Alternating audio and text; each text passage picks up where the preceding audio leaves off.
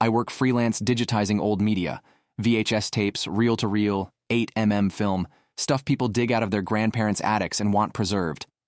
It's mostly boring. Weddings, vacations, birthdays. Occasionally I'll catch something kind of sweet. A child's first steps. A couple's honeymoon in the 70s. Nostalgia in grainy color. But a few months ago I got a request that still keeps me awake. I don't know why I'm writing this. Maybe because if I don't say something, I feel like it'll happen again. Or maybe I just need someone to believe me. It started with a woman named Lydia Tanner. She emailed me asking if I could digitize a box of VHS-C tapes. She was polite, said the tapes belonged to her late uncle who passed away suddenly. "We're going through his things," she wrote, "and we want to preserve the memories." I told her sure, standard rates, and she dropped the tapes off a few days later. The box smelled faintly of mildew and old cigarettes. There were maybe a dozen tapes. Most were unmarked. A few had labels in faded Sharpie. XMAS 1995, Ben's 6th, and one labeled Don't Copy M.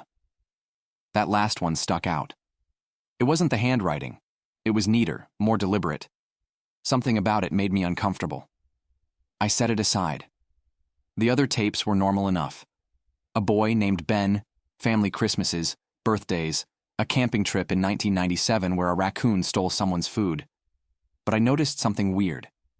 The boy, Ben, seemed to stop appearing after a certain year. No explanation, just gone.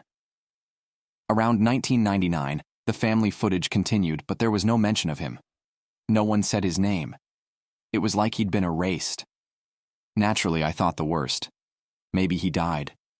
Maybe there was some family trauma they didn't want to revisit. I figured the tape marked Don't Copy M might have answers.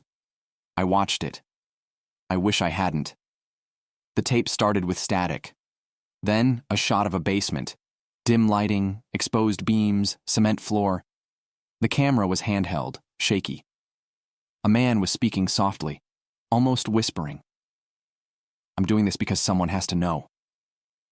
He turned the camera on himself. Middle-aged, gaunt, eyes sunken and tired. I recognized him, Lydia's uncle from earlier tapes. He turned the camera back to the center of the basement.